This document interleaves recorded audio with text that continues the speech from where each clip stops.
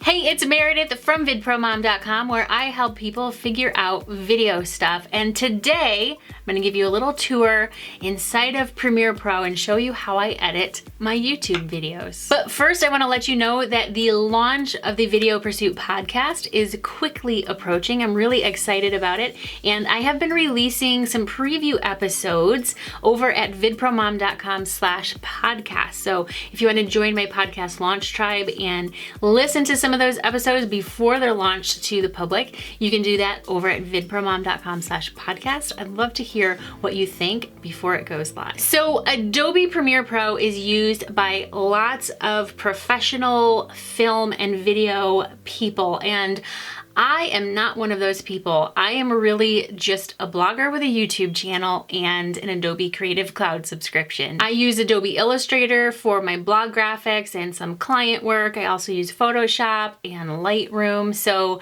I am deeply invested into the Creative Cloud. And you might have heard me say before that the first time I actually opened Premiere Pro, I just saw a black screen of nothingness, and I closed it down and removed it from my computer because I thought there's no way I'm going to be able to figure this out. But actually, that's what I've been using to edit my YouTube videos since day one. So not only did I figure out how to use Premiere Pro, I kind of came up with my own system and my own workflow that works for me and for the type of videos that I create. Again, I'm not a filmmaker, I'm a YouTuber. So I want to show you how I use Premiere Pro. So let's hop onto my computer and check it out. So my workspace in Premiere Pro is configured a lot like consumer level editors are configured. My media bin is over on the left-hand side. The playback and preview window is here in the center, and then the effects and stuff are over on the right. And then of course the timeline is down at the bottom. Now I don't use Premiere Pro's the panels that they have all set up for you, like the learning, assembly, editing, color, effects. I don't use those, and not for any particular reason other than I'm just kind of used to the way that I do it. And when I first started editing, I was using iMovie, which is set up a lot like this. GoPro Studio is set up a lot like this. So because you can configure your workspace any way you want, I just went ahead and did that, and I just call it my space. And what I have over here on the left-hand side, you'll see this is my media bin. I have something called my inbox, and this is where all of my projects are for my YouTube videos. So every YouTube video basically gets its own folder. I have one here, Complete 2017. So this is all of my 2017 videos, all in their own folders. So I keep those there in case I want to grab some footage from one of them to use it as B-roll or something like that.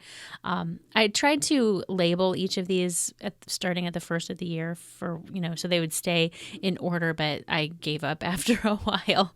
So I just kind of give them a name of whatever that topic is, and that's kind of how I arrange it. And then I have a VidProMom Assets folder here, which is where I keep my music, and then any graphics or anything like that. I just drop those in there so they're easy to find. They're all in one place. And so I have a template folder here. It's called Template Duplicate This. So every time I have a new video, I will duplicate this this folder, this bin, right click, duplicate, and then I can just change the name of it. So I'm actually going to start editing this video that you're watching right now. So how I edit in Premiere, if I can spell it right, Pro. So I have inside of this bin, I have a master template for this topic, and then I have a topic name -Facebook. So, and then I have a media bin. So this is where I will drop my actual clips. So the master template is just a timeline. It's just a sequence. It has my, let me zoom in here. It has some background music. I usually change out the background music, but I put it in at the right volume level, and it kind of fades out over here. I have some keyframes for that, and then I can just replace it with another track if I want to. And I have my lower third animation here, my little name animation. So that's already there. I have like my YouTube subscribe button. I have a little Facebook lower third, Instagram lower third. These are all animations, by the way, that I got from graphicriver.net. I'll put a link in the description to those. This one is, my like pops. I call them like pops. And then I have a Twitter lower third. And then way over here at the end, I just gave myself some space. There's like 17 minutes here. I have my background music for the end of my videos. I get my background music from Epidemic Sound, by the way. There's a link in the description below to that. And then I have this sequence. Let me just double click on this. I have this sequence called Outro for End Slate. So what these are the same files for the lower thirds that I just showed you, but they come in one right after the other. They are animated, and then they stay on the screen, and then they go away after a bit.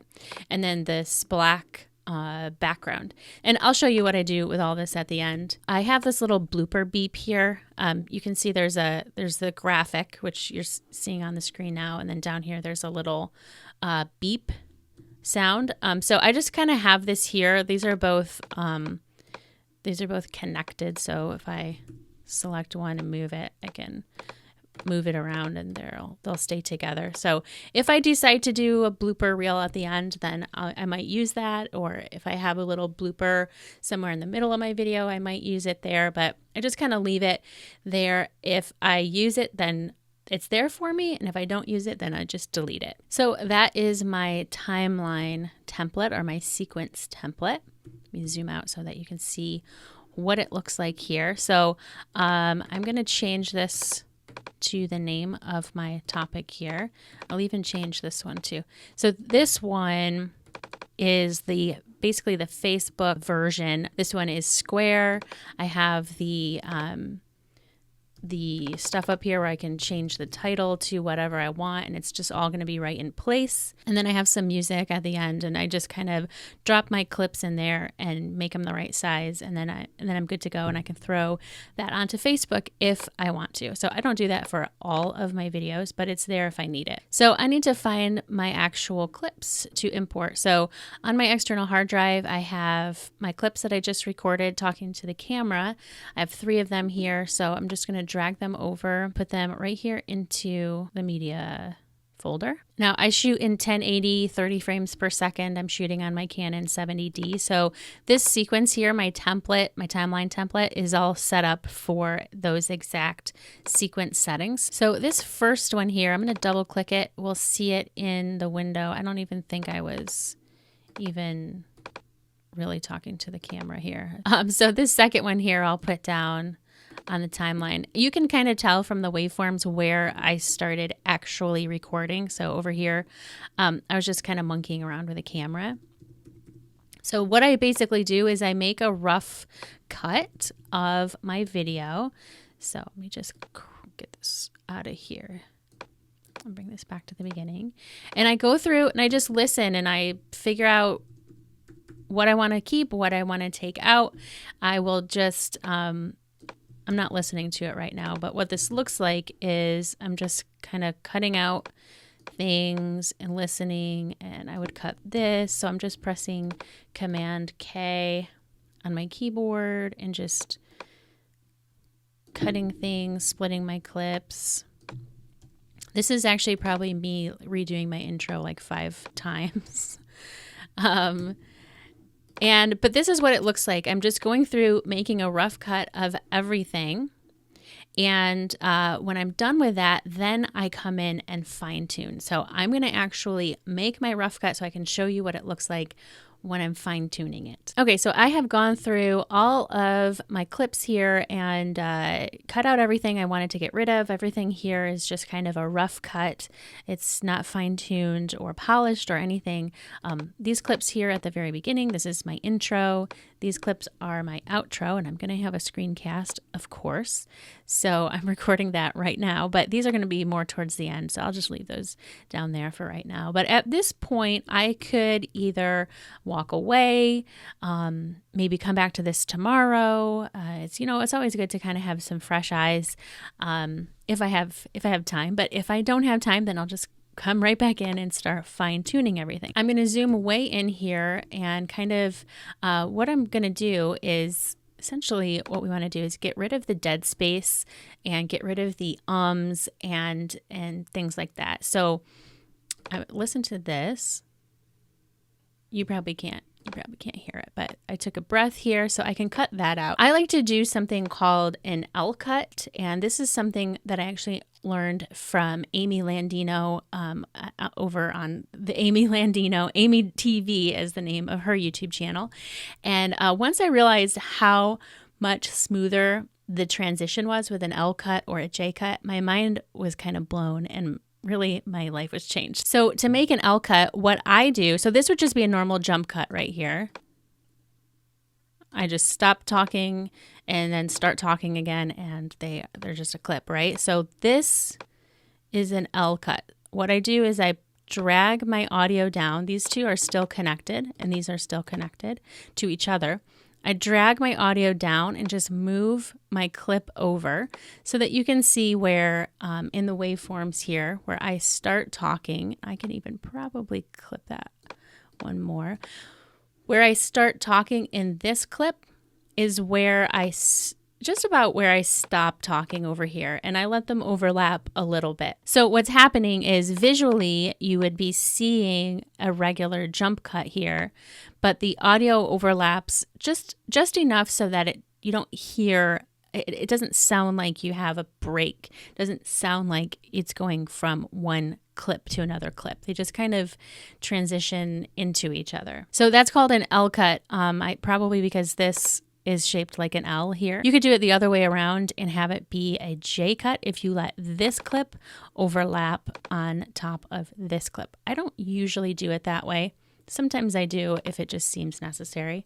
So I just go through here and I just kind of do the same thing over again. So now this clip here, the audio is down here on this lower track. So this one, I don't need to bring it down. I just pull it over. So I go through and do this to all of my clips. So this one would get dragged down like this, and then I would put those together, and then this one would stay there, and then this one would get dragged down, and that's what my timeline would end up looking like, kind of like a little bit of a checkerboard pattern. And I change it up. Sometimes things overlap more than other times. Sometimes I just have a regular straight cut if that's just the only way that makes sense. Sometimes I have to cut my own words out. And I just kind of do the best that I can. So at this point, I could choose my background music. Again, I get my background music from Epidemics Sound, which is fantastic for YouTubers. I try to make sure that my lower third here lines up to like whenever I say, hey, this is Meredith from vidpromom.com, I try to make sure that lines up with that. So sometimes I have like a little bit of an intro before I introduce myself. And if that was the case, then I would move this over to wherever it was that I started saying who I was. So then I have my little subscribe button. And I could move this anywhere really. I usually have one at the beginning and one at the end. So I'm going to get rid of the Facebook one and the Instagram one, and this is the like pops. I'm going to leave that one for the end, and this one is Twitter. I'm going to leave that off. I'm going to put the like thingy over here. So now we have our outro, and so this is how I run my outro. So I am going to just move this up a little bit so that you can see a little better. I don't have a blooper, so I don't need this blooper beep over here. What I'm going to do is I'm going to go right here. So I'm going to just make a cut, and I'm going to bring this up one track so I can bring this down. So right now, you know, the tracks are like layers, right? Well, you can't see my end slate because my face is in the way, basically. So what I have been doing lately is I have a preset here for end screen. Let's see, I have end screen 4. So if I drag this down, that's going to make my video part a little bit smaller and up in the right hand kind of side of the frame so that you can see my outro end slate here, right? Like this. You can see the animations come in. So I designed it like this so that right below these, I could put that little subscription, channel subscription end screen element. So I could put that down here, or I also could put it over here to the side and have it overlap on my video a little bit. And then I have enough space. Once my video ends, I have enough space here to put two end screen elements for videos. So a lot of times I put my most recent video or suggested video, or I don't know, I could do a bunch of different things, but I have some space here, I think, to put two of those. So that's what I do with my end screen. So after I end it, like after I say goodbye and my video cuts out, I still have this much time of my actual video because I want people to be able to click on those end screen elements. So the music keeps playing, and then my outro end slate graphic little background thing keeps playing. And the end slates are 20 seconds long. So I usually try to, so this is 16 minutes, 44 seconds. So if I can come down to figure out where 24 seconds about right here is where my end screen elements can pop on the screen. So right before I say goodbye, I can have my little subscription head thingy. You'll see it at the end of this video, right? So right before I say goodbye, I could put some elements on here, and then my face goes away, and then I can add some more elements kind of in place of that. Basically, the next step for me right now will be to finish recording the screencast, put that in here, and make sure everything else is fine-tuned. A lot of times if I have B-roll or something, as I'm fine-tuning, if I have B-roll, then I will come in and I'll grab that B-roll and I'll just put it where I need it to go on one of these other tracks here. And most of what I just showed you is just my own personal preference, my own workflow. I don't think it's right. I don't think it's wrong.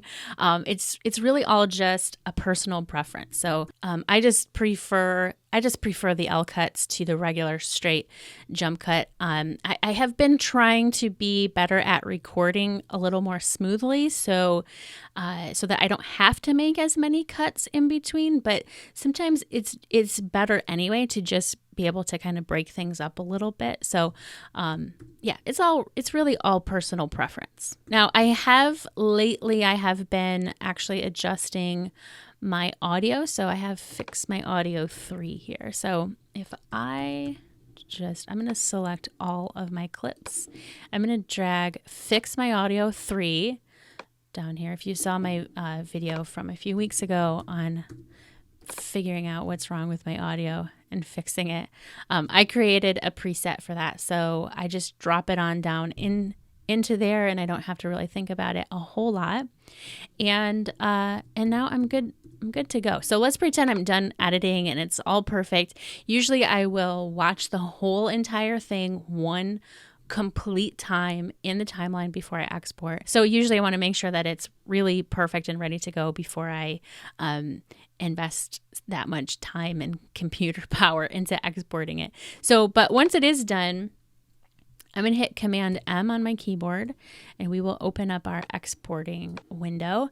Now, what I do, and I have, I've watched a few different tutorials, years ago on how to export in Premiere Pro, and I've just basically came up with my own, like what works for me, what works for my videos, and what I'm happy with quality-wise. And I just basically created VPM export. VPM stands for Vid Pro Mom. So VPM export, I don't know if you'll be able to see all these, but so we have our resolution is going to be 1080, 30 frames per second. These encoding settings, I don't know. I took the advice of a tutorial at some point and just left them like that.